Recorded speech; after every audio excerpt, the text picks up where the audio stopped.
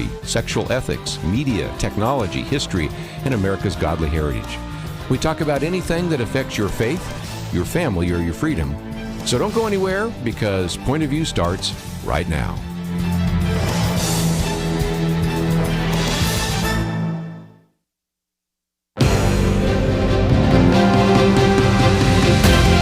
Across America, live, this is Point of View.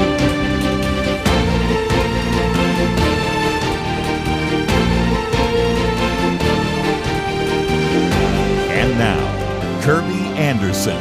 Thank you for joining us. It is the Friday weekend edition, and it's the first New Year. So again, we were running a tape yesterday, live today. So Happy New Year's to everyone. January 2nd of 2026. And for those of you that watched football games yesterday, I thought I'd at least talk about the playoffs for just a minute, with condolences to some of our listeners in Ohio and Alabama and Georgia, and even some of the supporters of Texas Tech. But there's a point to that. We don't normally talk about sports too often here on Point of View, but the interesting phenomenon is that you had Miami, Oregon, and Ole Miss win, and they all basically had to play in and play against those who were there because of a bye. Meaning, if you had asked people just a few days ago who would be in the semifinals, you probably would have said, well, it probably is going to be Indiana, Ohio State, Texas Tech, and Georgia, and that would be wrong on 3 of the 4. And I think the point I'm making is this. We are hearing more and more people telling us that it is very unlikely that Republicans will be able to hold the House, that they will lose the House, and maybe will hold the Senate. But Dr. Merrill Matthews, one of the things we pointed out before is that, yes, that's a tradition that oftentimes the party out of power gains seats, but also you have to play the game to see who's going to win, and you have to actually have the election to figure out what actually will happen. And a lot can happen between now and November, and who knows which way it goes. But, I will make, this being January 2, I'll make my only New Year prediction. 2026 will be interesting. Yes. And I don't think I'm going to be proved wrong on that. I don't think so either. I have, just over the last couple of days before we ended 2025, ran out some of the lists and things of that nature. I saw one where they were making all these predictions, and I thought every one of these is safe because they were making predictions that we've seen some trends for. But nevertheless, let me just say welcome to Point of View in 2026. We have Erin Smith with us, Associate Counsel with First Liberty Institute, Dr. Merrill Matthews, of course, policy advisor and individual. By the way, we've got 2 of his articles today from The Hill. And for those of you that wonder, we ended 2025. We had a match on the table, and I think we still have the banner up there, but some people wondered how it went. Well, we are short about $20,000.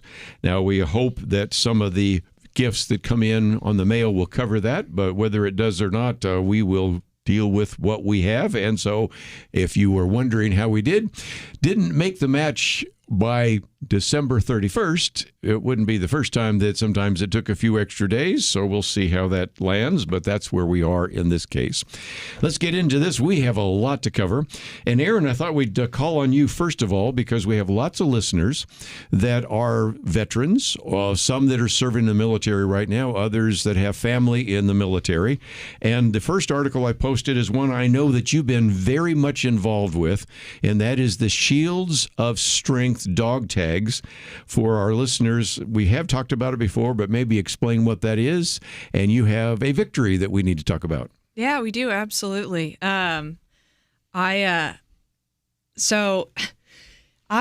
have, had the privilege of working on the Shields of Strength case for quite some time now. It's taken up a bulk of my time. And yes. I am very pleased to announce that we reached a multi-million-dollar settlement with the Department of War. And so we're thrilled for that outcome.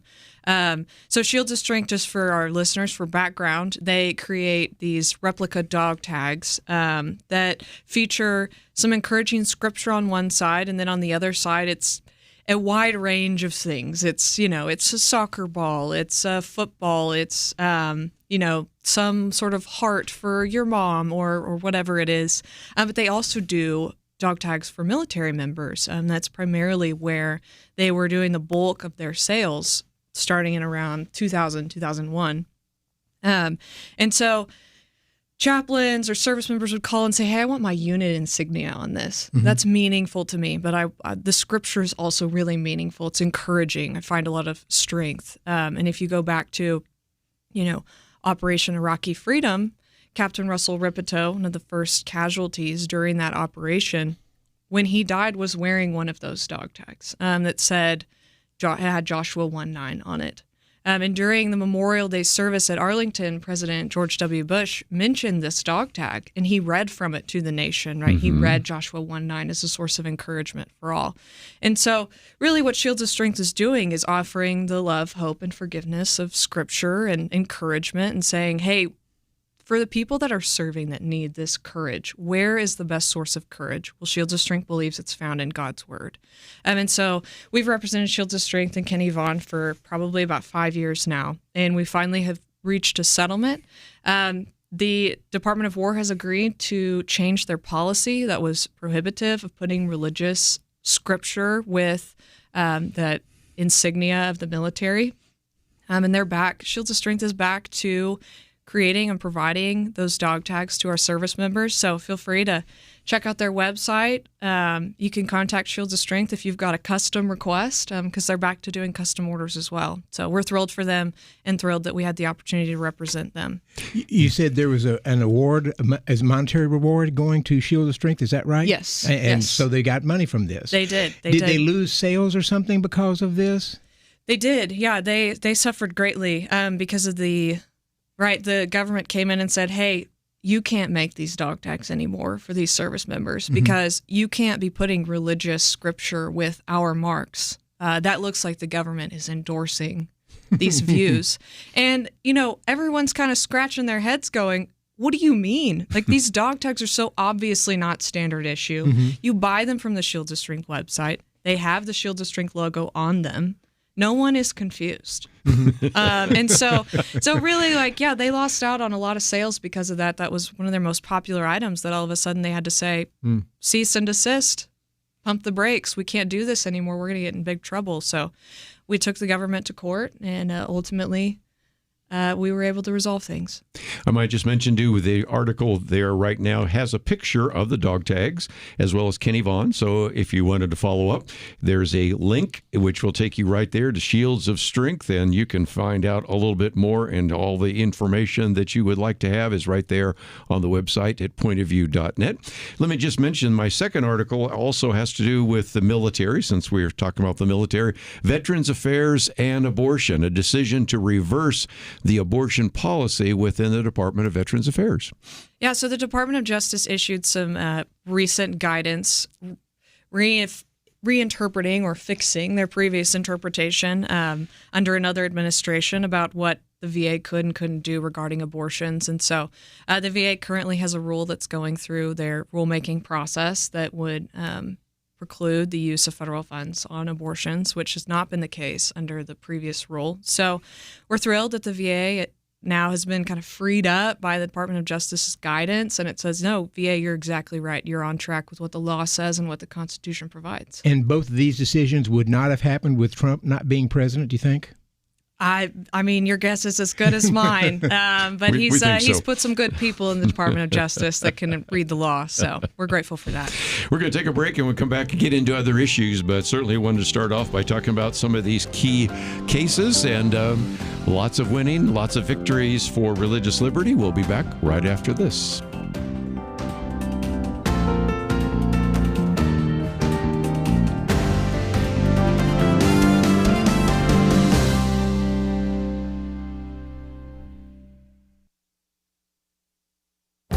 This is Viewpoints with Kerby Anderson. You could say that William Shatner is the most famous astronaut in the world. Until recently, he was not a real astronaut, but he is best known for playing Captain Kirk in Star Trek's TV series and movies. Last year, he did go into space, and it had such an impact that he started crying and now has written about it in his memoir, Boldly Go.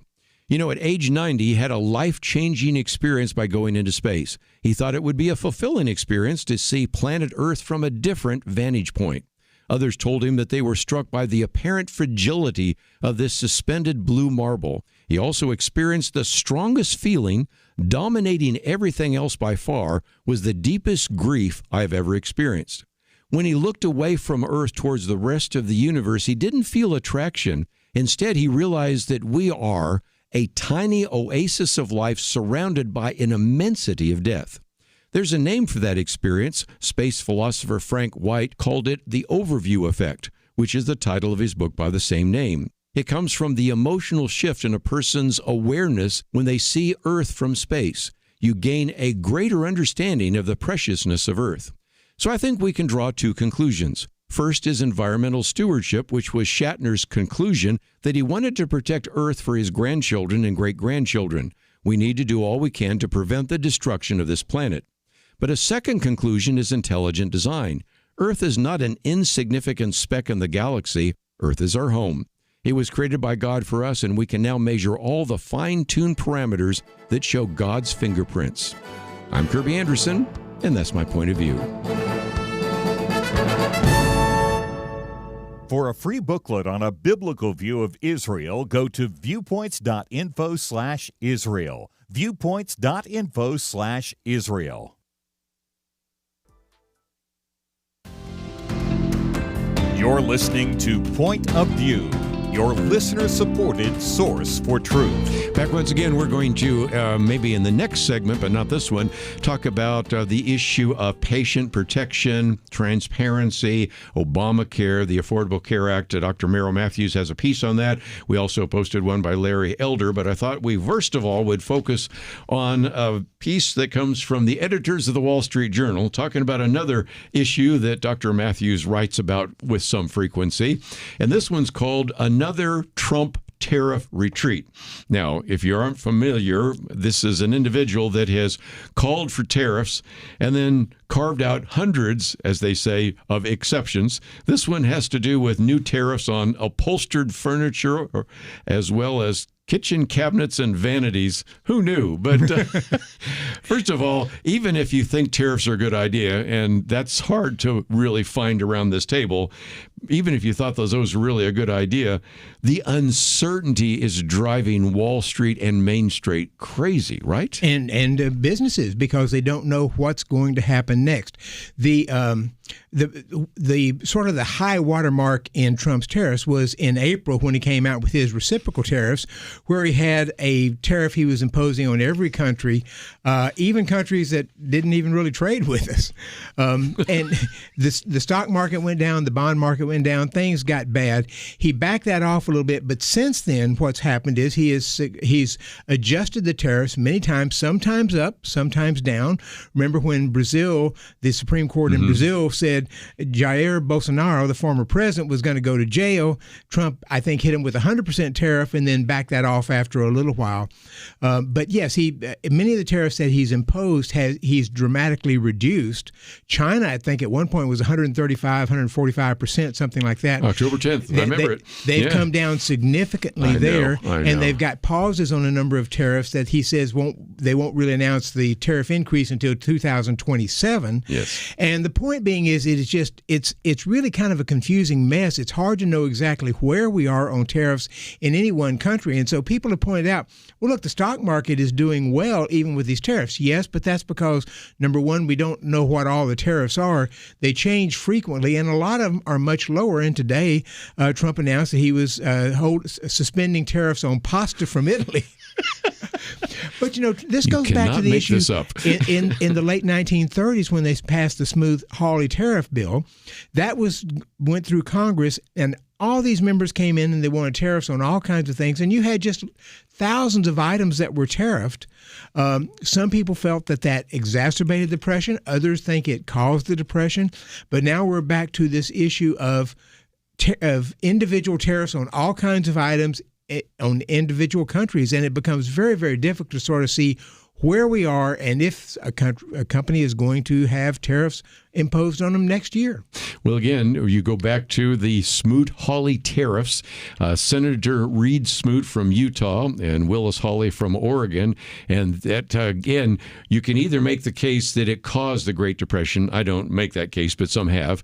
Or that it took a bad situation and made it worse. And so oftentimes, if nothing else, these are issues, Erin, that sometimes we talk about. But I know you got a history background and studied history as well.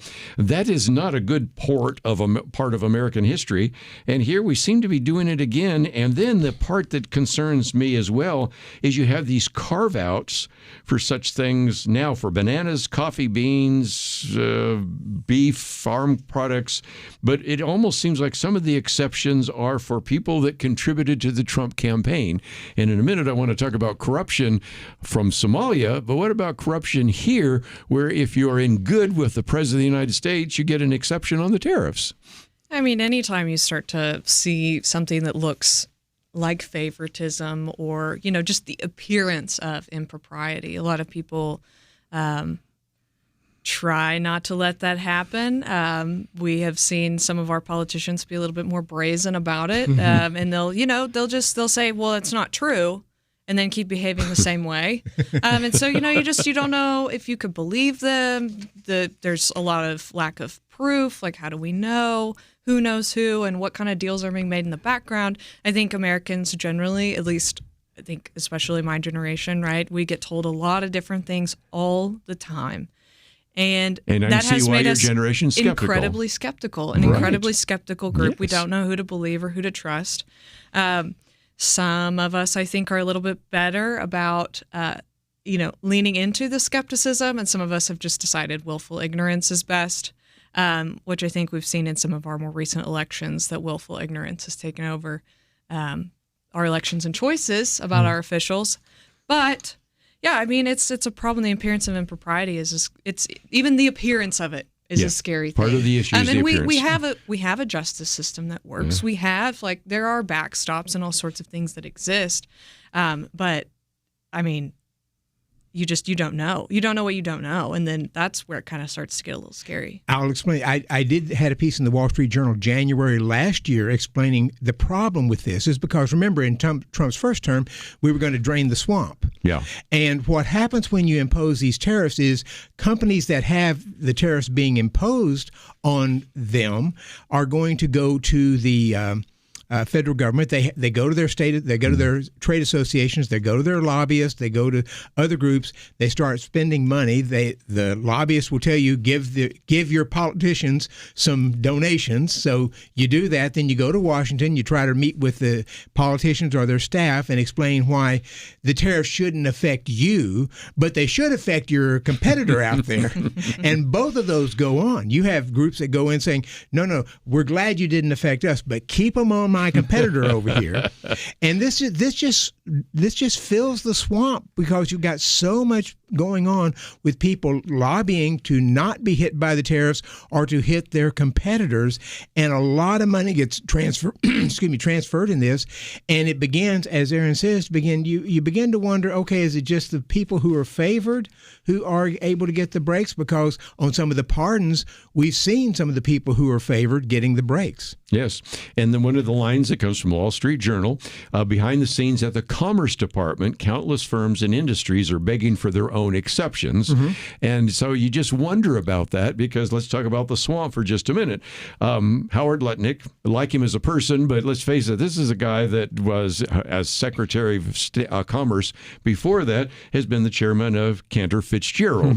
Also next door neighbors of some unsavory characters like Mr. Epstein and some others. So you start saying, okay, if you're draining the swamp, putting swampy people in doesn't help. And back to the point that Erin was making, it may all be above board, but it doesn't look like it. And that's the real problem. Issue. A perception sometimes becomes reality, especially when you talk about campaigns and even how people are going to vote come the primaries and then eventually the general election next year.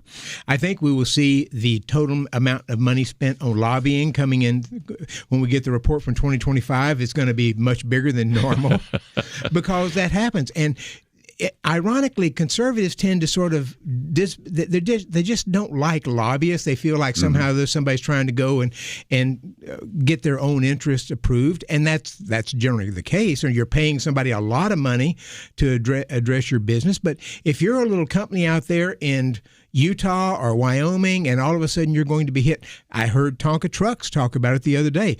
The Tonka Truck people had their parts made in China.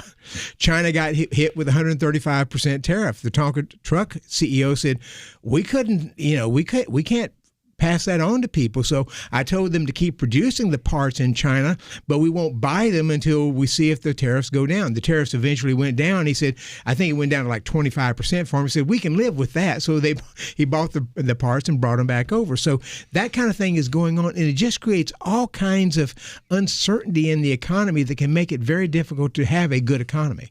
Well, we need to take a break, but I thought when we come back, one of the things I know you're writing about right now is if we are concerned about the scandal there in Minnesota, which is being overseen theoretically by a governor, attorney general, various members of the legislature, city council, and all that, and we have that level of scandal, what chance do we have of things like USAID in other countries? And that's one of the pieces you have coming out in the future, isn't it? Yes, that's right. If you can't trust...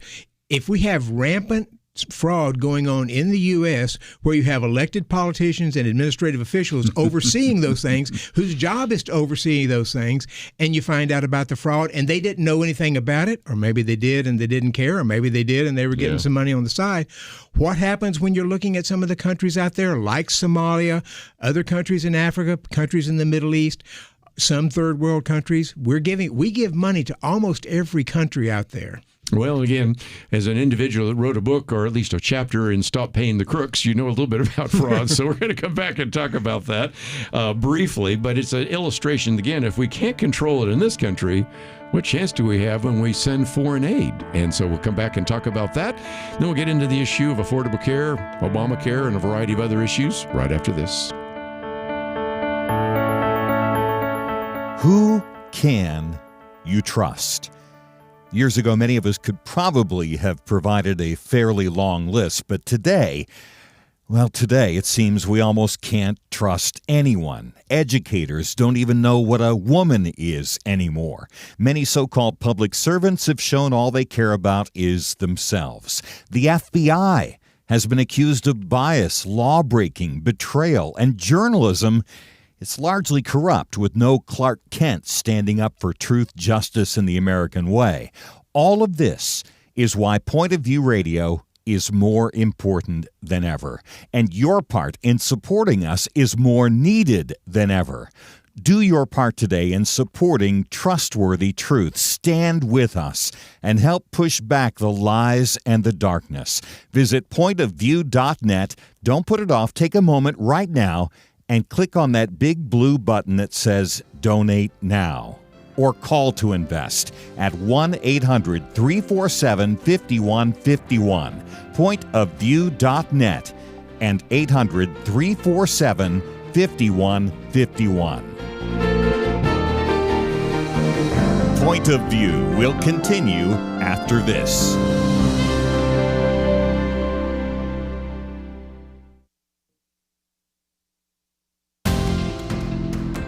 You are listening to Point of View.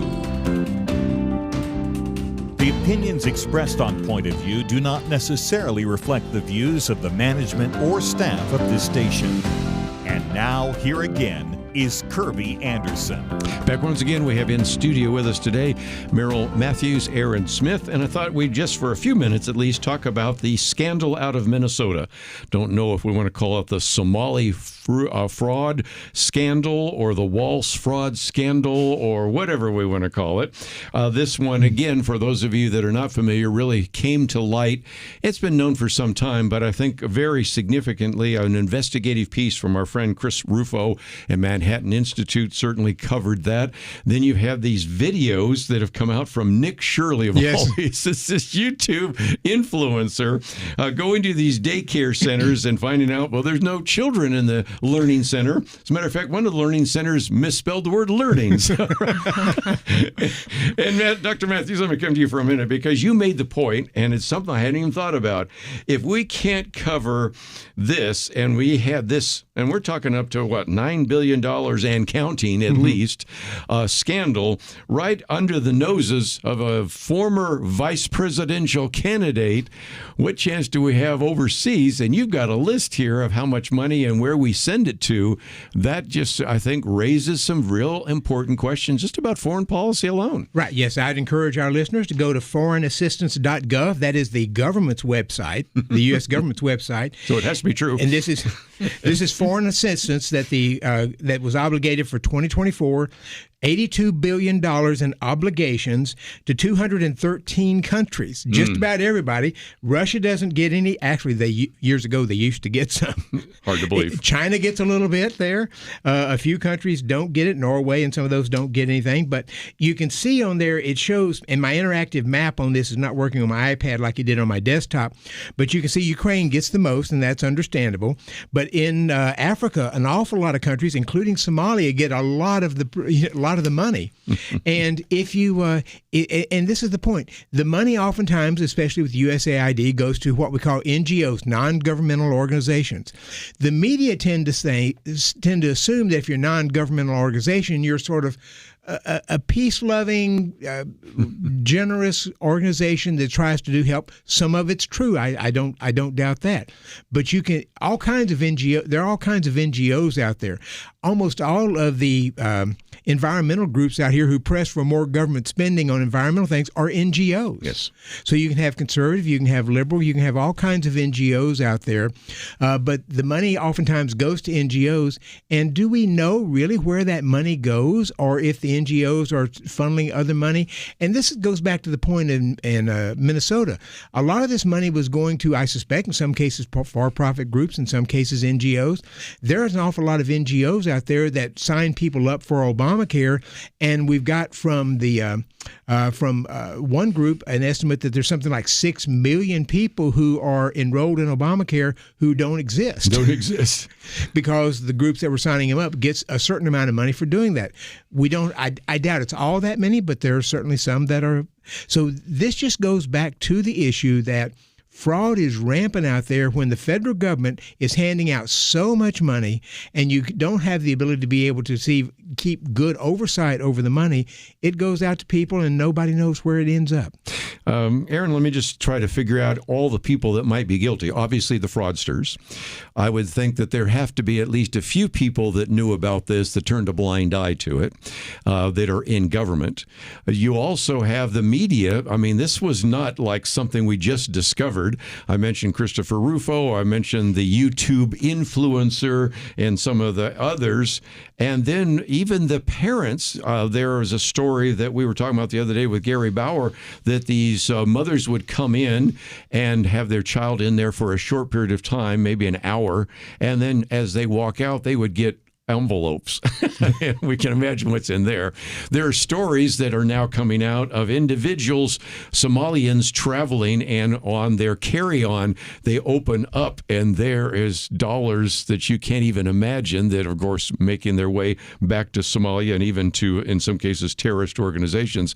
So this isn't just a small scandal. This thing gets bigger almost every day. That's right. More and more people we're figuring out are, in on this secret that wasn't really a secret, because I don't know how you have a secret that many people know about it, yes. But people weren't talking about it. And so, yeah, I mean, I think it's probably just going to grow bigger, but I think that there's some much needed scrutiny in this area, particularly in the whole, government aid to run daycare organizations or these sorts of things. I mean, when I was in Oklahoma, we were experiencing a lot of fraud in that same area. And it, was, they're groups of people that know how to do this. And they figured out, if you are giving a false address or if you're, lying about how many kids, even a few extra kids in each place, it can really start to add up. And so I think, this is a good little signal to the rest of the states. We're going to say Minnesota's the example child right now. Go look at what's going on in your own states, because it's not just the federal government. I mean, the federal government a lot of times is giving the states this money, and then it's the state's responsibility to take care of it.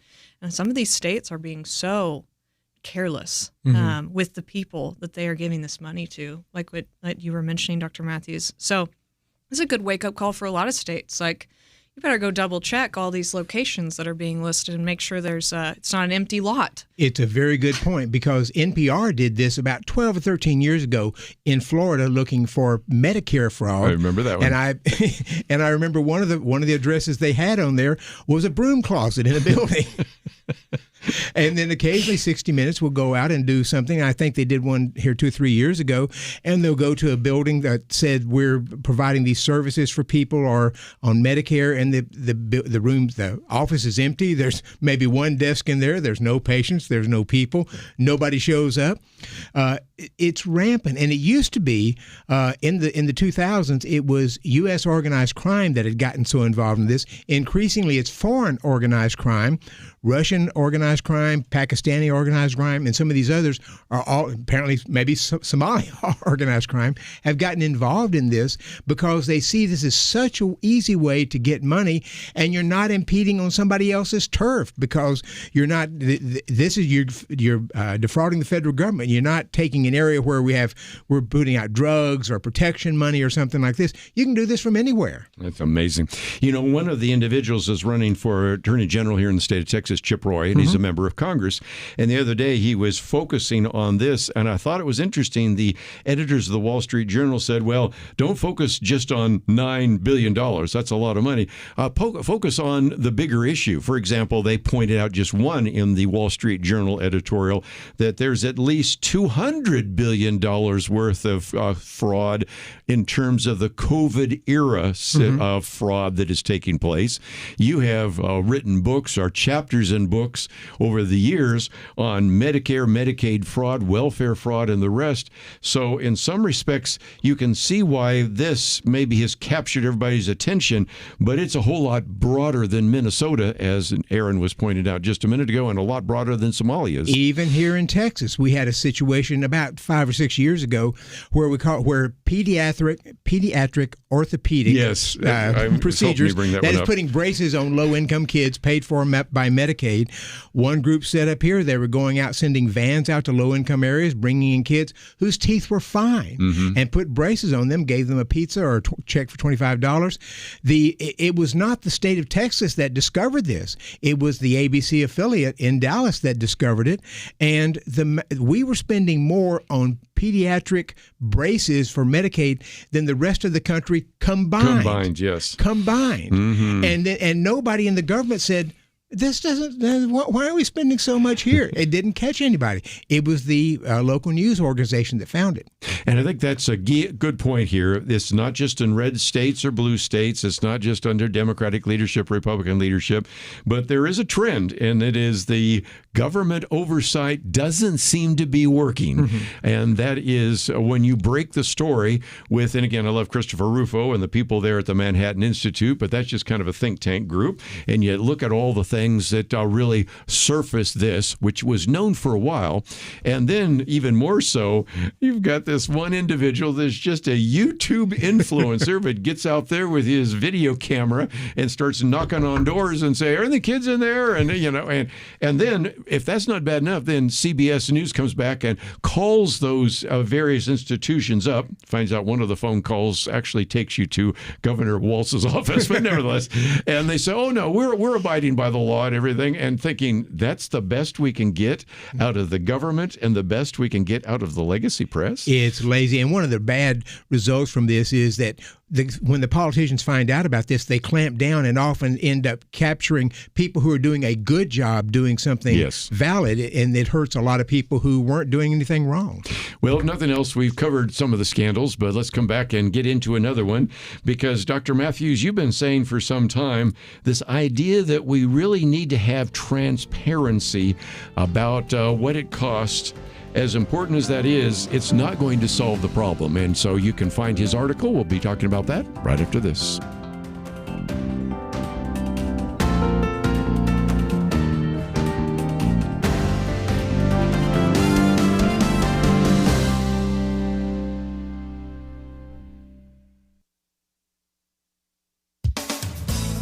I knew before I was a mom that if and when I had children, I didn't want to work outside the home.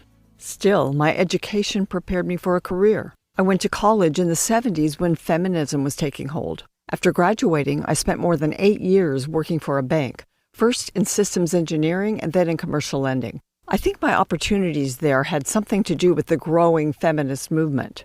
By the time I married at age 26, I was earning a salary that neither I nor my husband could imagine giving up. But we did. In 2026, professional opportunities for women are better than ever. Women and their employers find wonderful and creative ways to combine work and motherhood. Often this works well for both moms and their employers. Still, as Emily Griffin writes for the Patriot Post, mothers are leaving the workforce in record numbers.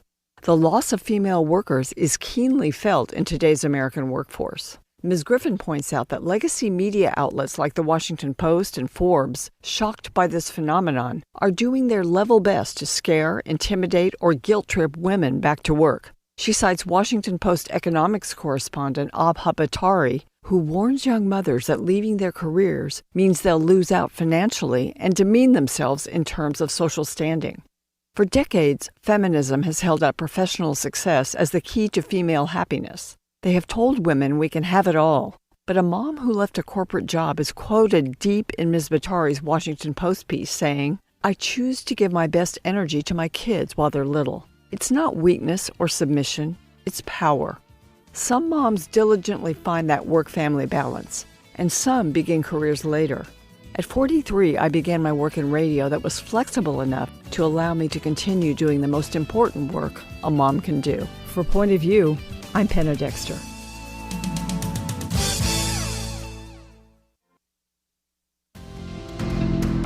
You're listening to Point of View, your listener-supported source for truth. Back once again, we're going to spend some time, and it probably will go into the next hour, probably will, just because if nothing else, we've got a very good piece by Larry Elder reminding us about the history of the Affordable Care Act, known as Obamacare, because in some respects, I recognize the younger listeners to this audience maybe weren't around when we were having some of these conversations. But there was an issue that you mentioned a week ago, and now you put it into a commentary, and that is why patients don't care about health care prices. Now, the bottom line is I have, and you have as well, heard all sorts of members of Congress and others saying if we can just post the prices for medical expenses and so people know what it's going to cost, this is going to be a very significant change in terms of the cost of rising health care.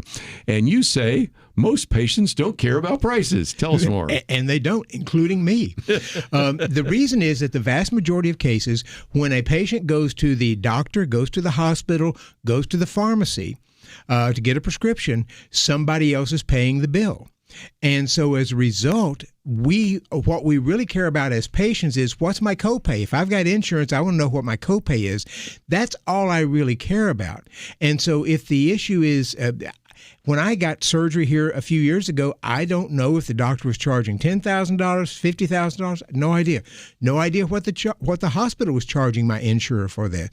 I had I was told my copay would be $345 for the hospital and $35 for the surgeon, $380, and I'm out in day surgery. And it made no difference to me from an economic standpoint. How I'd be interested from a policy standpoint, but it made no difference economically what those providers were charging.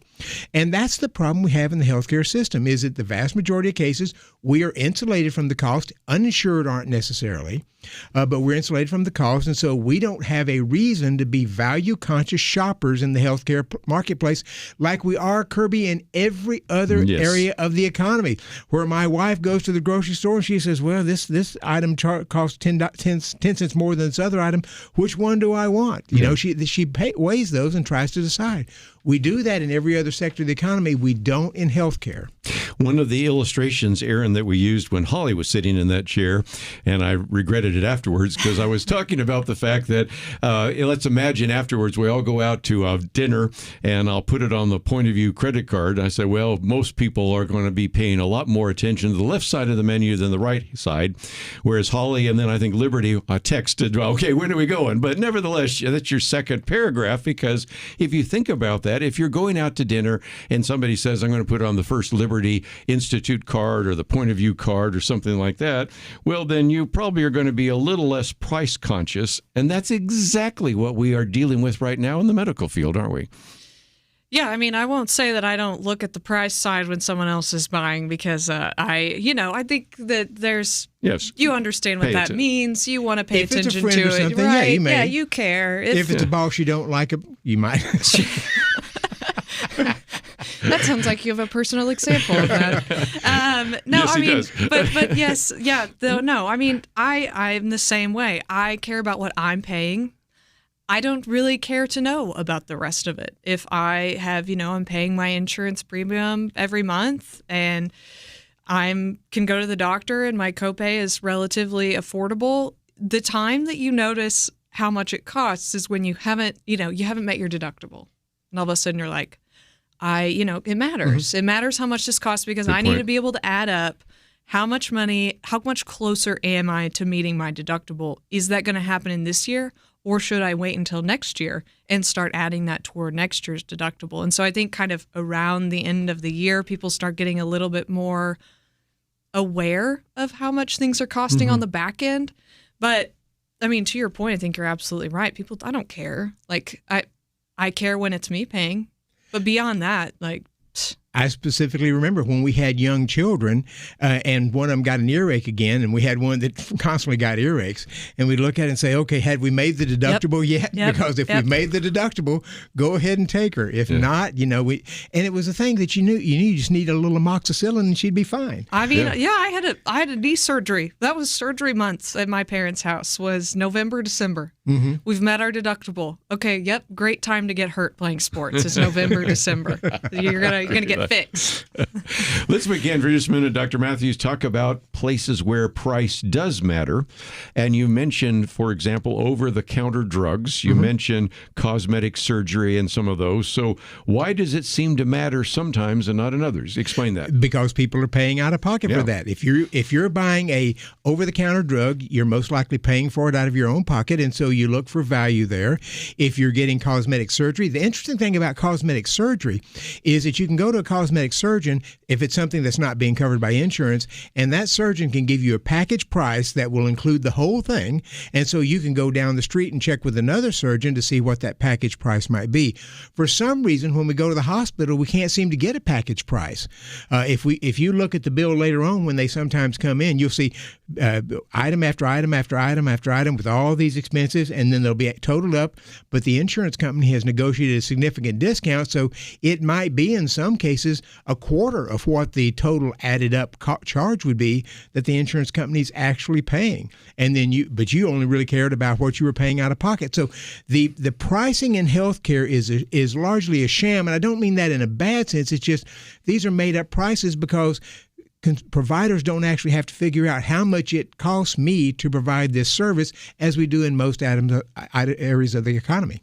Erin's from Oklahoma, and don't you have an example? We won't blame her for that. No. Won't hold that against her. Don't you have a case in Oklahoma? All right, isn't there a doctor up there doesn't charge insurance and is like more of a concierge? The Surgery Center of Oklahoma, and I'd encourage our listeners to go to their website, Surgery Center of Oklahoma.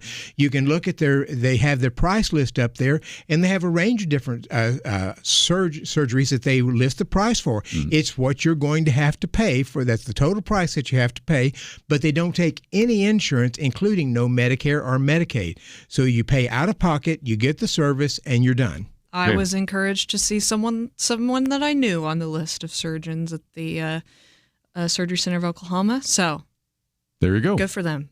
One other one, just real quickly. You did tell the story the other day, but it's in your article.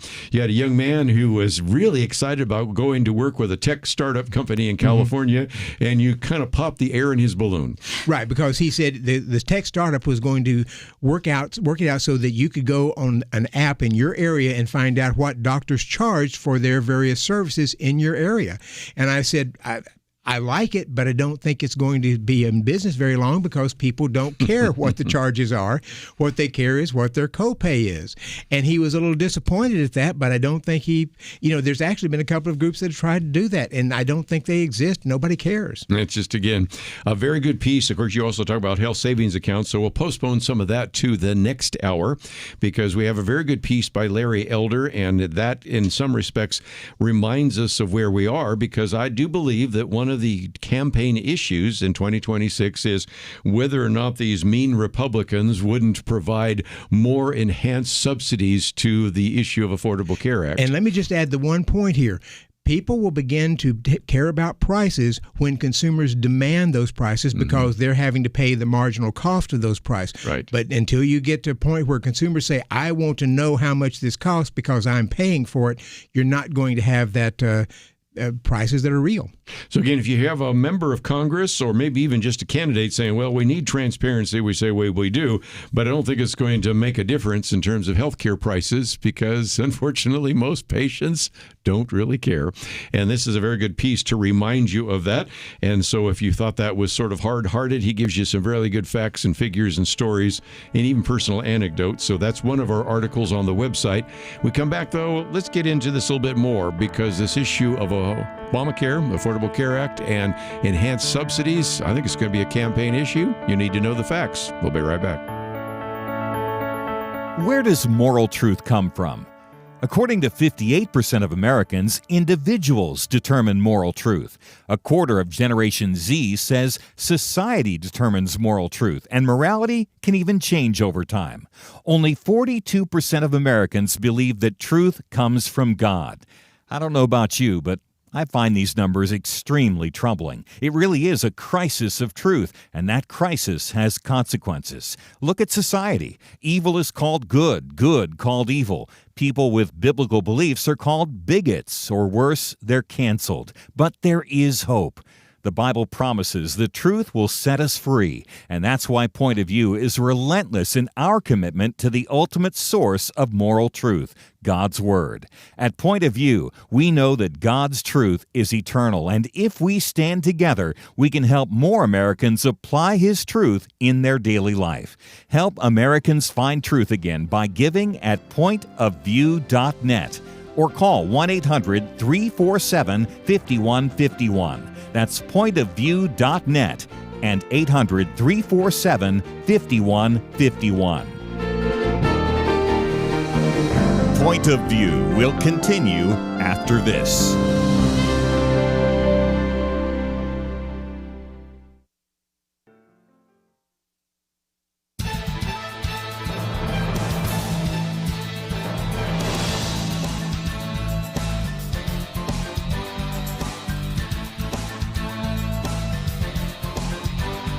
Hi, this is Kerby Anderson. You know, each day we take on the tough issues and provide a biblical perspective to them. The topics we cover are wide-ranging: apologetics, theology, prophecy, creation and evolution, intelligent design, marriage, family, child-rearing, the millennial generation, trends in society, politics, economics, business, religious liberty, the Constitution, public policy, foreign policy, military policy, tensions in the Middle East, abortion, homosexuality, pornography, sexual ethics, media, technology, history, and America's godly heritage. We talk about anything that affects your faith, your family, or your freedom. So don't go anywhere because Point of View continues right now.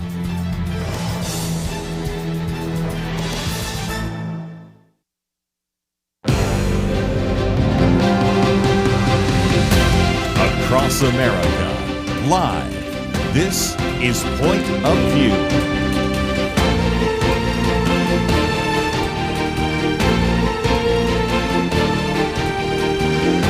And now, Kerby Anderson.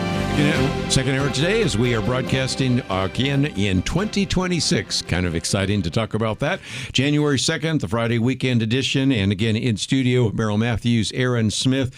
And I thought for just a few minutes, we might talk about Obamacare, the Affordable Care Act, for a couple of reasons. First of all, I recognize that some of our younger audience were not around when in 2010 there were significant debates. And again, I could point you to unbelievable number of articles written by Dr. Merrill Matthews back then and many other people that were addressing this issue.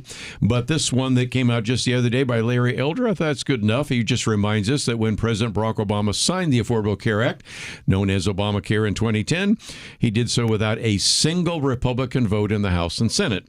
And then begins to talk about some of the issues. And the issues were significant because at the time, it's not like you had to be a prophet or a son of a prophet. You could see where this was leading, and almost everything that you were talking about and many other people at the time Dr. Matthews were talking about have actually come to fruition. Right. Remember, Obama said premiums were going to go down $2,500 a year for a family.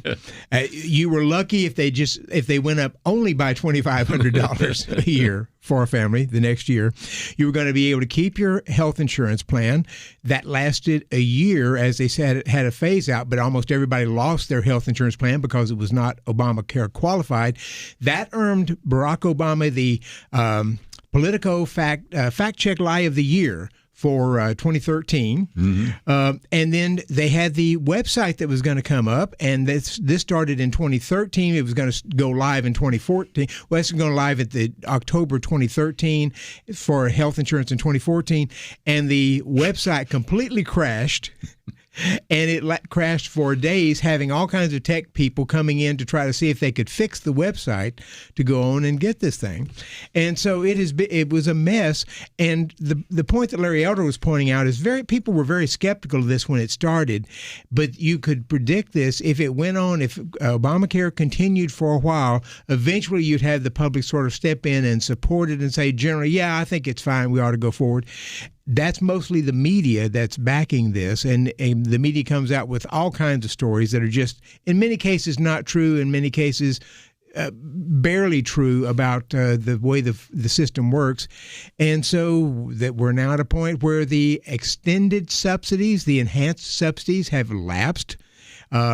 And now we're going to see if Republicans come in and decide to retroactively push them. That's what the media are pushing. That's what Democrats are pushing. Or if they're going to try to finally come up with something with a health care plan that would actually work, because Republicans have said for 15 years, repeal and replace Obamacare. They've never been able to repeal it, and they never had a replacement plan. Yeah, I do remember the website debacle happening. And I remember thinking, well, if this isn't, I was pretty young still at the time, but I remember thinking, if this is not a sign for what happens when a government starts to provide a service like this. I mean, this is not going to go well. And sure enough, I didn't know that much, but I knew enough to know it wasn't going to go well. And I mean, It's a bummer. It's a bummer, really, because I think another point that gets made is that, America is a great place. It's a great country. It's founded on incredible ideals that bind us all together. And one of those things that has made America very special is this idea of Christian charity and the idea that it's Americans stepping in to help Americans when they need help. And when the government starts to step into that role, people lose any incentive or room to step in and help each other. It becomes the government's responsibility. It's not mine. Some of our greatest hospitals in this country were founded by the church who are Christians. I don't know that we'd have the Mayo Clinic if it weren't for, the church stepping in and providing that type of care. And so it's disappointing to see the government continuing to try to take more ground, and then that people have started just to expect it and rely on that. It's not the government's job. That was never supposed to be the government's job. It would be nice if Obamacare could just get scrapped, but but I don't know where to go from here. It's like that with a lot of government programs. What happens when you strip it away? Like what's the fallout now? Well, you mentioned some of the great healthcare centers. Many of them do not take Obamacare insurance. So MD Anderson, the major cancer center, they'll take Medicaid, they'll take Medicare, they'll take private insurance, but they will not take Obamacare. And there are more places that are doing that, and more insurers that are dropping out of Obamacare because, and the media finally learned about what we talked about adverse selection. Adverse selection is when you allow people with a major medical condition to stay uninsured until they need insurance, and then they move in the system, which is what Obamacare allows them to do. And when that happens, you get the premiums start going up because they weren't paying premiums when they were healthy. They only started paying premiums when they got sick. So the premiums go up. Young, healthy people say, this is really expensive. I'm going to drop out of this, especially if I don't have enhanced subsidies. That makes the pool smaller and sicker, and the premiums go up even more. The media are finally talking about this. We were talking about it 15 years ago. The media finally have discovered this, and this is why they're saying Obamacare might end up just collapsing because it gets smaller and sicker and more, and the premiums go up more and more. Yes, that was always going to be the case, which is why Democrats are demanding the enhanced subsidies, and even they would have to have even more enhanced subsidies on top of the enhanced subsidies in the next few years just to keep the premiums affordable for people. So what I'm hearing is that in 2041, they'll listen to what you're saying now? Is that's what's going to happen? She's doing the math. Probably not. Probably not. And just real quickly before we take a break here, I like how Larry Elder explains that, because he says there were two issues. First, Democratic politicians expected that those without health care insurance, pre-Obamacare, to become a large, loud, and sympathetic special interest voting group. Didn't quite turn out. Second, when Obamacare failed to fulfill its ridiculous, as he says, free lunch promises, bend the cost curve, save the average family $2,500 a year in premiums, allow people to keep their doctor, none of which, of course, happened, that then they would be ready for the solution. And the solution is, drum roll, Bernie Sanders and the idea of a single-payer plan, right? And remember, they thought we were going to have essentially get universal coverage. Virtually everybody would be in. We have about 25 million people who are uninsured right now. Right, yeah. We had about 40 when they passed Obamacare, 40 million, but most of those have gone into Medicaid, not Obamacare. Yeah. And so, again, when you look at those people that have insurance from their employer, you look at some of those that are uninsured and still probably will continue to be uninsured, you begin to recognize that this is not working. And yet this drumbeat will be continuous through not only January, but all the way through to November, I suspect, about we had Republicans that weren't going to pass the, and let's use the right words, enhanced subsidies, which are even more significant than subsidies that already existed. Because it has subsidies initially in Obamacare. It was just enhanced subsidies that came in 2021. And as you said, they're going to need more before it's all through. So if you want to know the history, I think this is a good kind of quick summary here by Larry Elder. When we come back, though, we're going to talk about what does it mean to be a conservative?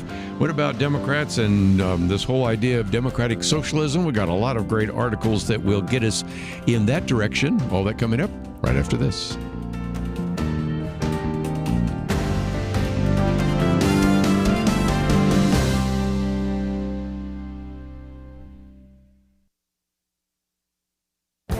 This is Viewpoints with Kerby Anderson. You know, you could say that William Shatner is the most famous astronaut in the world. Until recently, he was not a real astronaut, but he is best known for playing Captain Kirk in Star Trek's TV series and movies. Last year, he did go into space, and it had such an impact that he started crying and now has written about it in his memoir, Boldly Go. You know, at age 90, he had a life-changing experience by going into space. He thought it would be a fulfilling experience to see planet Earth from a different vantage point.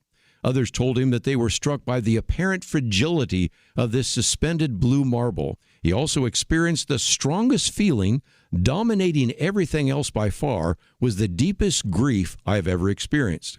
When he looked away from Earth towards the rest of the universe, he didn't feel attraction. Instead, he realized that we are a tiny oasis of life surrounded by an immensity of death.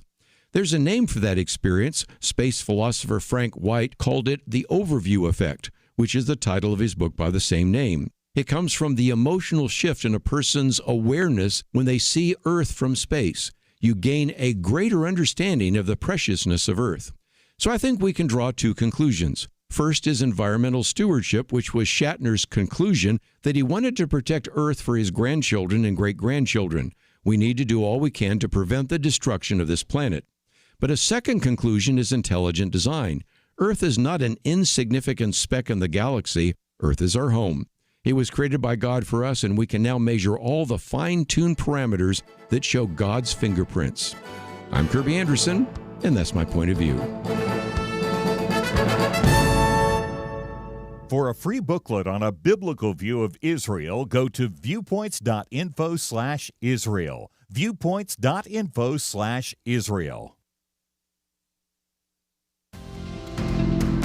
You're listening to Point of View, your listener-supported source for truth. Back once again in studio with us today, Merrill Matthews, Erin Smith, and I thought for just a few minutes we would talk on both sides, left side, right side, conservative or liberal. And one of those is a piece by Dr. Merrill Matthews, Are You a Principled Conservative? And lays down some very important key principles, very significant ones, which we'll talk about in a minute. And we've talked about it before, but I thought it would be helpful in light of the fact of another article we posted a while back. What exactly does the right stand for? And in this particular one by Josh Hamner talks about the fact that, people are quoting Charlie Kirk. You had Ben Shapiro the other day at one of the conferences there, which was at Amerifest, talking about frauds and grifters who claim to speak in the name of principle, but actually traffic in conspiracy and dishonor. And I think he named some names, but I think Candace Owens came up and Nick Fuentes and a few like that. And this, I think, is important, Erin, because whether you understand all the principles for the Republican Party, or in just a few minutes we're going to talk about the Democratic Party, it does seem to me that people need to start thinking those through, because you're going to have a lot of people claiming to be whatever, Democrats, Republicans, conservatives, liberals, progressives. Some are even going to be saying they're Democratic Socialists. And if you don't understand what the principles are, it's going to be hard to figure out who you would support first in the primary and then later in the general election. Yeah, it does get confusing. And I think the key word here really is principle. I mean, that's because we live in this time of whatever I say is true. However I feel is true. Whatever I, read, and then it's me. I'm saying I'm conservative, or I'm liberal, or I'm whatever. And you can't tell me what that means. Well, it means something. It has to mean something, right? So the key word really is, what does it mean to be a principled liberal? What does it mean to be a principled conservative? And let's just stick to what that thing is. If you're not that, be okay saying you're not that. And find another place, or say, I agree with some of these things. I don't agree with others. But don't come out and try to put on this cloak that's, well, I'm a conservative. And then we start looking at your track record. And if we're looking at the definition of what this means, you're not that. And we can see. And so really, it's the same thing. Somebody says something about themselves, go look at their actions. Let's go look at track records. Let's go look at what they're talking about, what they're writing about. And I guess we'll have to figure it out for ourselves until people start actually describing themselves truthfully. I think this is a very useful debate. When we ask the question, what makes somebody a conservative? Good point. And we're talking about principles. What makes somebody a liberal? And they're going to have that debate as well. Because you've got traditional Democrats who are what we call on the liberal side, and you've got progressives moving in who are the real energy behind the Democratic Party right now. And Democrats, I think, are going to have that question as well. And so from a Republican standpoint, a conservative standpoint, you ask, all right, what is a conservative? What are we trying to conserve? And what are those principles? And what do I agree with? And it doesn't necessarily mean you have to agree with all of them, but there are several groups. There's one called Principles First that have set down a range of principles. There's another one called Freedom Conservatives, and you can go to Principles First, you can go to Freedom Conservatives. You can find these websites where they list the principles that they adhere to. Both of these are based upon principles that were established in 1960 at William F. Buckley's house, founder of National Review, called the Sharon Statement. And then Our Republican Legacy is a new group formed by John Danforth, former Senator John Danforth, which has 5 principles that they want to sort of say this is where conservatives have typically been. But you can look at those and have a debate, because there's other people who call themselves conservatives that disagree with a lot of these. Orrin Cass, the founder of American Compass, he expresses economic principles which are typically different than many of the what you call historically conservative principles that have been. So are conservative principles changing, evolving? Do we need to go back to the original principles? And I think that's a very useful debate to have right now. And again, William F. Buckley, the Sharon Statement had 12 principles, but you mentioned 3. And again, in case you missed that before, we've posted it again. The first one is a faithful adherence to the U.S. Constitution. I want to get Erin to talk about this issue of a living Constitution in just a minute. But the second one is the idea of fiscal responsibility, which I'm trying to say without laughing when we have a $38 trillion national debt. And then the third conservative principle is free enterprise.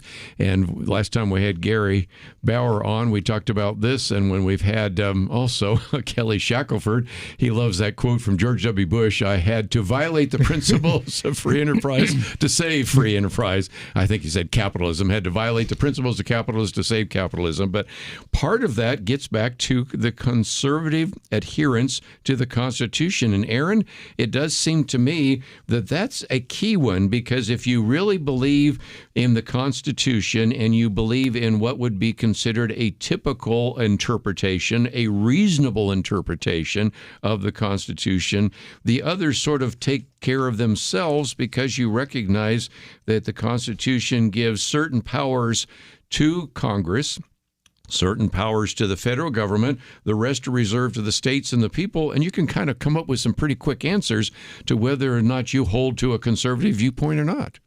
Yeah, absolutely. It's everything else kind of, like you're saying, rolls downhill from there, right? What do you believe about the Constitution? How do you believe it should be interpreted and applied? For the most part, right? Like, I mean, we can go ahead and define our terms and just say, the conservatives that met at Buckley's house, we can say, okay, we believe in the textual interpretation. What does the Constitution say?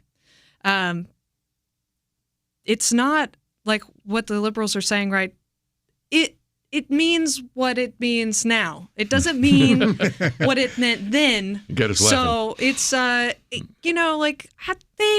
they would have not thought that this thing would happen. So probably it means that, privacy means abortion. Privacy means these things. And it's drawing a really, really, really long attenuated line that doesn't start at the Constitution. It starts at the result that they want, right? The living constitutionalists start at what is the result we need to get to? How do we work our way backward from that? Rather than starting at the Constitution with the text itself. And so, yeah, it's problematic. This just goes to show the importance of having really good judges that start with the words on the page. You can't hold your elected officials responsible if the judges are not looking at the words that the elected officials wrote and passed. The same thing goes with the Constitution. I mean, the Constitution will cease to be the foundational document that it is if all of a sudden it doesn't mean anything. It just means whatever we want it to mean. So, and we can't stress this enough. Conservatives are principled people. The question is, what are the principles? Mm-hmm. Liberals are goal-oriented people. They're goal-oriented. The question is, for them, is what do we want to achieve? And we can fudge the principles if we need to from the liberal side, as long as we can reach the goal that we're trying to get. And the conservatives tend to say, no, if you have a principle, if you need to change the principle, like the Constitution, there's a method for doing that. But sometimes that means I can't do what I'd like to do because the principle stands in the way of me doing that. So that's the debate we're going to have, I think, right now, and we'll see where it goes. But I'm hoping people will return to principles, making them either moderately conservative or very conservative. And to make your case, one of the examples I used the other day of journalism actually breaking out in the legacy press, you have CBS's chief legal correspondent, Jan Crawford, who was very critical on Face the Nation about the people that are saying that this court is corrupt and saying that is dangerous, it's patently false. And of course, you could see all the people reacting against that, because even the legal correspondent for CBS is saying, this is ridiculous. You may not agree with some of the decisions coming down from this particular court and recognize that you theoretically have 6 conservatives, although I put that in quotes, and 3 liberals. In the same case, many of those decisions are 9-0 anyway, and then to call the entire court corrupt was too much even for the CBS correspondent there. Yeah, but I think it's encouraging. Barry Weiss has done a great job taking over CBS a little bit. I think she's riding the ship. Just a little bit, right? She's definitely she's gotten people's attention. That's for sure. That in 60 minutes, for sure. But yeah, no, calling the entire court just corrupt. People are they're reaching for anything. They are reaching, and that I don't think is working any better than calling people racist or fascist or anything else. Well, we've talked a little bit about conservatives. I found this very good piece by Brendan Fraser. Democrats need the New Deal, not socialism. And since we just actually are sworn into office, a Democratic socialist in New York City, and of course another one being sworn into office there in Seattle, I thought it'd be good for our listeners who are Democrats to hear this point, because he makes some good points about many people really don't understand the terms they're using. So we'll talk about that right after this. At Point of View, we believe there is power in prayer, and that is why we have relaunched our Pray for America campaign, a series of weekly emails to unite Americans in prayer for our nation. Imagine if hundreds of thousands of Americans started praying intentionally together on a weekly basis. You can help make that a reality by subscribing to our Pray for America emails. Just go to pointofview.net and click on the Pray for America banner that's right there on the homepage. Each week you'll receive a brief news update, a specific prayer guide, and a free resource to equip you in further action. We encourage you to not only pray with us each week, but to share these prayers and the resources with others in your life. Join the movement today. Visit pointofview.net and click on the banner Pray for America right there at the top. That's pointofview.net. Let's pray together for God to make a difference in our land. Point of View will continue after this.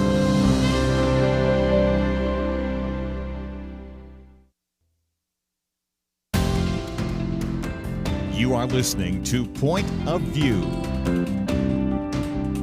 The opinions expressed on Point of View do not necessarily reflect the views of the management or staff of this station.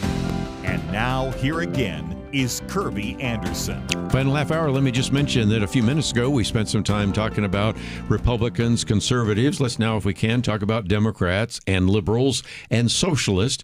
And this is also an article that appeared in The Hill, although we've posted some others from leading Democrats in the past. And this one is entitled by Brendan Fraser. And again, if you might want to know, well, who was he? Well, he actually was with the Ohio Progressive Caucus. But at the same time, he had very heated arguments with members of Democratic Socialists. And what I get the sense that he is trying to communicate is, as he says in the title, Democrats need the New Deal, not socialism. If I can borrow from Princess Bride, you keep using that term and I don't think you understand what it means. I've modified it slightly because he says the word democratic socialism has lost its meaning in America, and he talks about being engaged, Erin, with individuals. And this one woman saying she called herself a democratic socialist. So he says, okay, why? Oh, well, I like raising taxes on the wealthy. I want expanded child care. I want paid family leave, strengthened labor protections. And he said, I told her that that's not socialist positions. Those are social capitalist positions. And it's back to the issue that in a time, as you mentioned just a minute ago, of postmodernism, where anybody can define any term the way they want, you're seeing a lot of people in the Democratic Party saying, well, I'm a democratic socialist, and I kind of like what Zoran Mamdani was saying, so I guess I'm a democratic socialist. And he's trying to say, can I pull the party back from the precipice a little bit? What's your thoughts? I was sitting on an airplane probably a few weeks ago, and this guy was a couple rows behind me, and I look at his hat and his sweatshirt, and I'm reading it. It says Democratic Socialists of America. And I thought, wow, we are like proud about that now.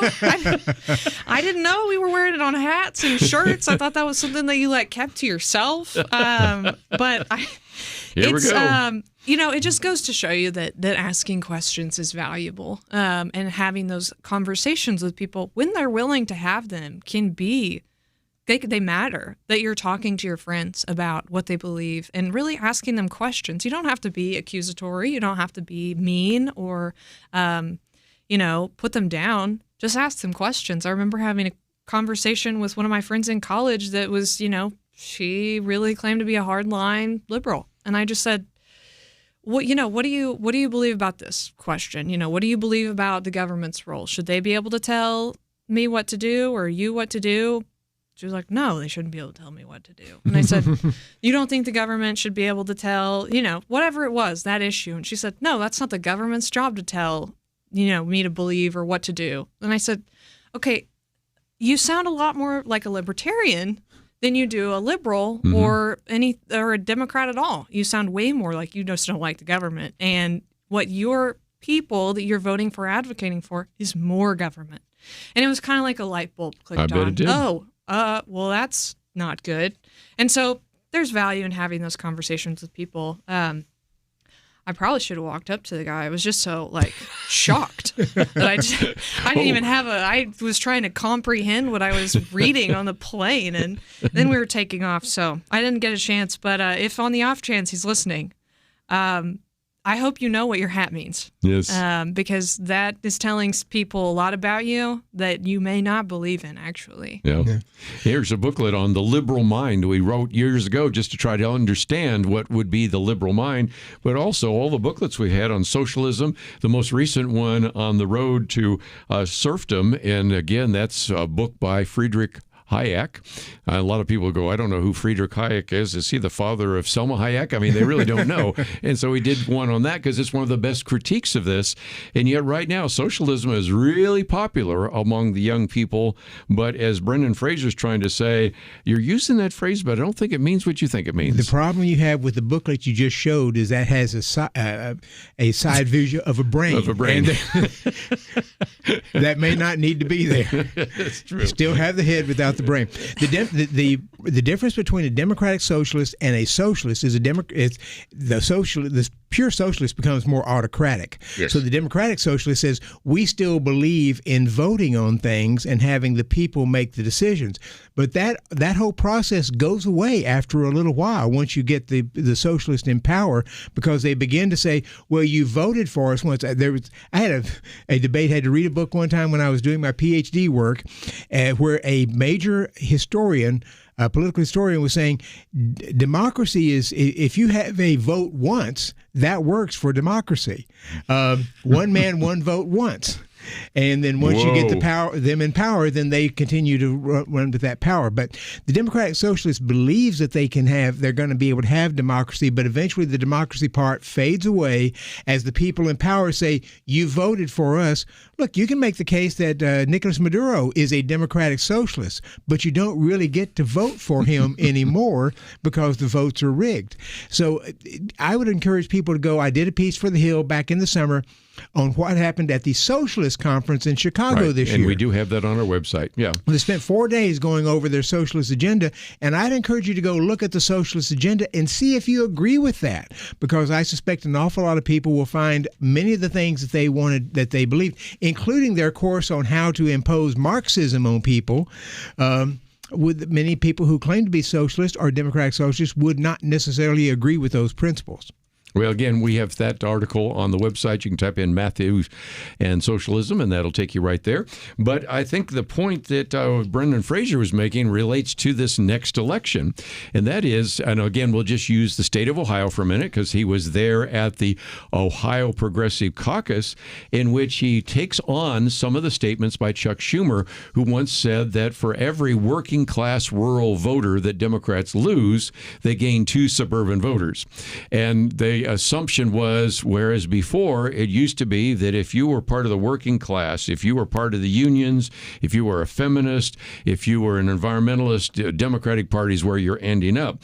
Well, one of those coalition groups have lost because more and more of the so-called working class have voted at least for Donald Trump, and more are likely to vote for any Republican. And in some respects, he says that's the problem, because if you are going to just appeal to the elites, if you're just going to appeal to people in urban and suburban areas, the Democratic Party could eventually end up being even more of a minority party than it is right now. And that means something in this next election, doesn't it? Yeah, it means that they just continue to hemorrhage voters. We see that cities can largely control the trajectory of a state's policies and laws. And so it's not like it's the worst strategy ever. They've taken some bad strategy lines the Democrats have in gaining votes. I mean, the problem is that the voters they picked are not consistent voters. Like they've got a block, but suburban people are not. They kind of can flip and flop depending on whatever they want or need or who's offering the better thing. You see those voters in the rural areas way more consistent. They're going to stick with who their people are. And so I think Brendan offers a path forward for the Democrats. Hey, let's go back to the New Deal era. Let's go back to the things that people identified with, the working people, the blue-collar workers. That used to be our bread and butter. And all of a sudden, we've abandoned these people. And it's going to be hard to win them back, but it's possible if we adopt a different argument line or strategy. So it's a viable path forward. I don't know. How woke do you want to be? I would argue to Brendan that using the New Deal is not your best thing, because there again you had the goal. We want to be able to help people, but some of the things that Franklin Delano Roosevelt implemented in that was just horrific. Yes, and I'm glad you brought that up. If didn't cause the Depression, exacerbated it significantly with some of the things they did, and the Fed at the time was clamping down on the money supply and other things.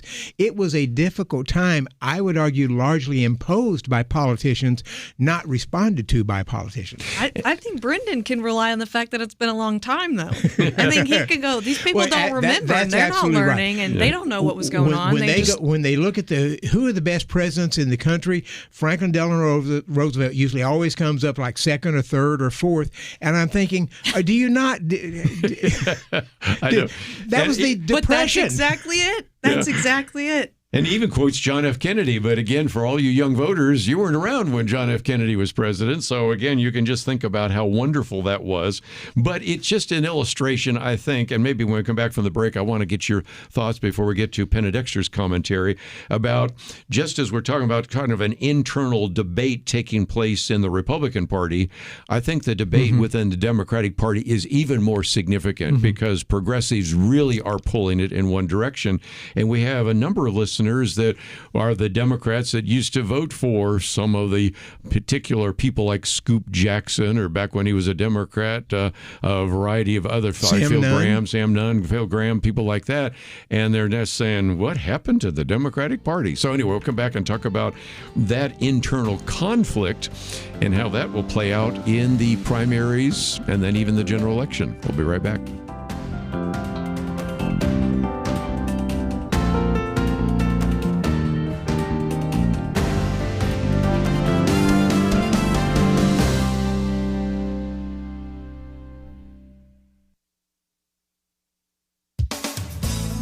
I knew before I was a mom that if and when I had children, I didn't want to work outside the home.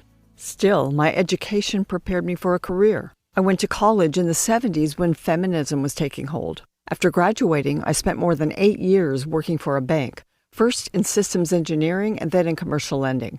I think my opportunities there had something to do with the growing feminist movement. By the time I married at age 26, I was earning a salary that neither I nor my husband could imagine giving up, but we did. In 2026, professional opportunities for women are better than ever. Women and their employers find wonderful and creative ways to combine work and motherhood. Often this works well for both moms and their employers. Still, as Emily Griffin writes for the Patriot Post, mothers are leaving the workforce in record numbers. The loss of female workers is keenly felt in today's American workforce. Ms. Griffin points out that legacy media outlets like the Washington Post and Forbes, shocked by this phenomenon, are doing their level best to scare, intimidate, or guilt-trip women back to work. She cites Washington Post economics correspondent Abha Bhattari, who warns young mothers that leaving their careers means they'll lose out financially and demean themselves in terms of social standing. For decades, feminism has held up professional success as the key to female happiness. They have told women we can have it all. But a mom who left a corporate job is quoted deep in Ms. Bhattari's Washington Post piece saying, "I choose to give my best energy to my kids while they're little. It's not weakness or submission, it's power." Some moms diligently find that work-family balance, and some begin careers later. At 43, I began my work in radio that was flexible enough to allow me to continue doing the most important work a mom can do. For Point of View, I'm Penna Dexter.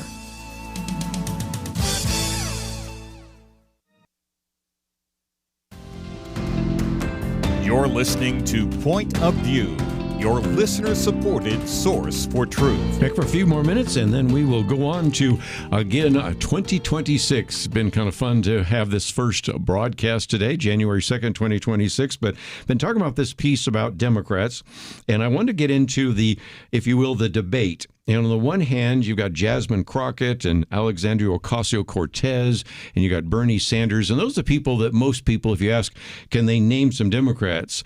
And if you say Josh Shapiro or a variety, I mean, we go down that list as well. Andy Beshear. Andy Beshear is another one that came to mind, and a few others. And of course, they might know Gavin Newsom.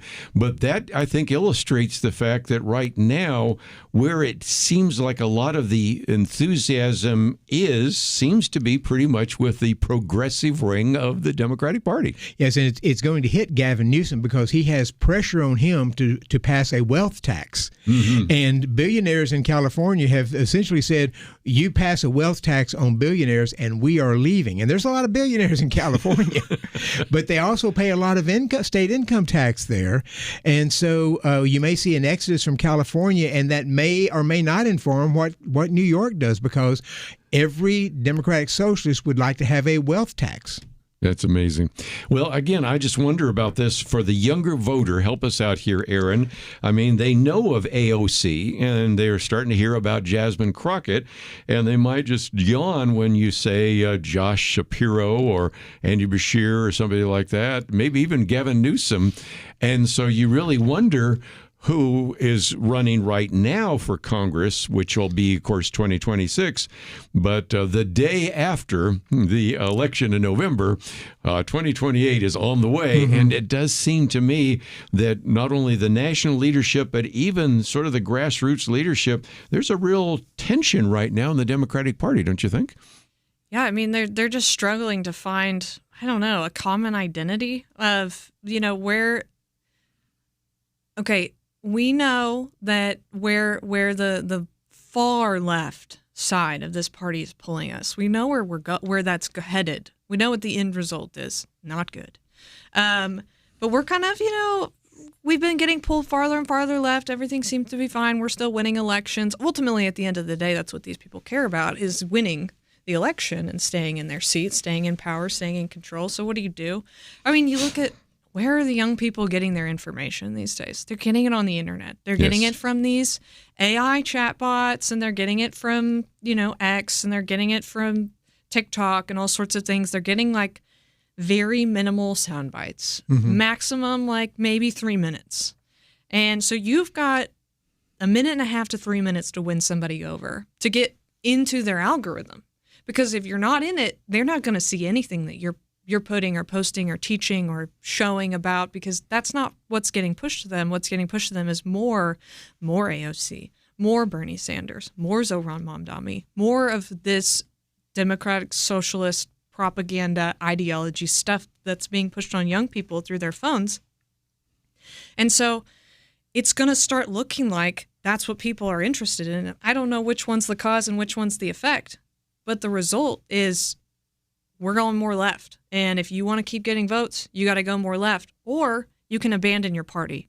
And I think that there's a lot of people that are probably thinking, is it time to leave the Democratic Party? Do I need to run under a different party? Do we need to form a new one? This is kind of a two-party system. am I destining myself for failure if I abandon the Democratic Party? And so I think it will be very interesting. Dr. Matthews has already said 2026 will be interesting. I'm going to echo the prediction. I think it will be interesting. The problem the Democrats have is they don't have a very deep bench for presidential candidates. That's the other thing I was going to bring up. It really isn't. I mean, you have Alexandria Ocasio-Cortez. This is a congresswoman from New York. Bernie Sanders, who, my goodness, is older than Donald Trump and is from Vermont. You have Gavin Newsom, who might be able to take the mantle, but you really don't have a deep bench, whereas on the Republican side, you've got a lot of potential contenders for the presidential nomination. Ron DeSantis, Brian Kemp from Georgia, Glenn Youngkin from Virginia, J.D. Vance as vice president, Marco Rubio, who said he wouldn't run if J.D. does. But you've got a lot of potential candidates who could be serious contenders in the presidential nomination. So from the Democratic standpoint, if you don't have anybody who's in the lead, I don't know if that just opens it up for anybody to take the mantle or if no real strong person can take the mantle. I went to the Hill here, and they mentioned, of course, Josh Shapiro and Andy Beshear, J.B. Pritzker, Pete Buttigieg. I'm trying not to say why I'm laughing. Cory Booker, Gretchen Whitmer. I mean, you really are saying that they're not saying Tim Walz, are they? Not saying Tim Walz or anything else. But that's, I think, part of the issue. And again, the leader oftentimes does trend to bring the party in that direction. What if the leader becomes Zohran Mamdani? Because just the other day, as you pointed out, he's there being sworn in, and he's really against this idea of rugged individualism, isn't he? He is. And Kamala might come back in. We don't know. She may feel like she's being drafted. This is a sad commentary when we're laughing when we're talking about potential candidates. Mm-hmm. And yet this is the state of the Democratic Party right now. And I know a lot of our listeners are old school Democrats who maybe put up with some of the things that have been in the Democratic Party, but just how much farther left will the Democratic Party go? And anybody who doubts that, there have been some studies that show that those are widening dramatically. And they oftentimes say we're so polarized. Well, the Democrats have moved a lot more than the Republicans have. Well, you know what's interesting about that is that the Democrats are not the only ones moving left. We're sitting here talking about principled conservatism and what that means. Mm-hmm. The conservatives, or the so-called conservatives, are being pulled left too, oftentimes, to try to swallow up some of the voters that feel left behind by the Democratic Party. Mm-hmm. And so, is it just, are we going to keep tracking left? Are we going to track back right? Where are we going from here? Is it the pendulum swing that we always hear about? It's going to swing back right. It's going to swing left. And so that's what's interesting, is that the liberals aren't the only ones being pulled left. It's the conservatives as well. Well said. Because, they always say, well, we're so much more divided, but one side is moving more and sort of pulling the other one a little bit. And so that is the case, which is why, again, we commend to you Dr. Merrill Matthews' Principal Conservative Issue. But for those of you that are Democrats, I wanted to mention this piece as well. Democrats need the New Deal. Again, I say that with a smile on my face, not socialism, but that may be better than democratic socialism. And, of course, Penna Dexter's commentary today about mothers leaving the workforce, which we may cover a little bit later. But just before we go, one of the things, Erin, we always like to do is encourage people to pray. And one of the things I would encourage them to pray about is Gabriel Olivier. That case has been argued before the Supreme Court, and you probably won't know that decision until later this year, but it's a very important case, isn't it? Yeah, please be praying for Gabe Olivier, him and his family. Please be praying for the members of the Supreme Court, and that them and the law clerks that work for them would be guided by the Lord's wisdom in their decision.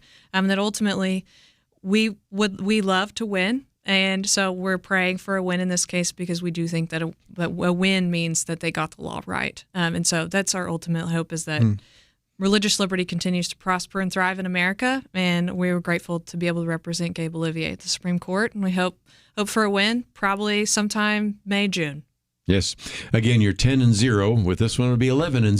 So that's right. pretty good for the That's Supreme right. Court. Whoa. That's right. Can't do any better than that, Dr. Matthews. You can go to the Super Bowl with that. You certainly can. We're not the Dallas Cowboys. Good. Good. Well, again, I certainly have appreciated the two of you coming in today, because I suspect a lot of people are not working today, but we have been doing a live program.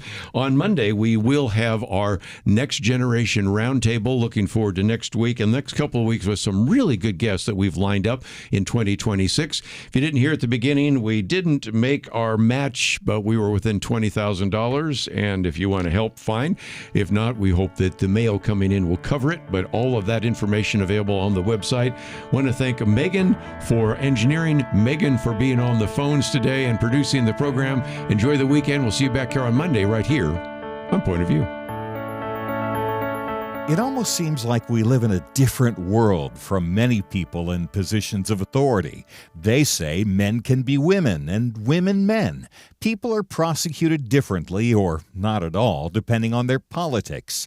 Criminals are more valued and rewarded than law-abiding citizens. It's so overwhelming, so demoralizing. You feel like giving up. But we can't. We shouldn't. We must not.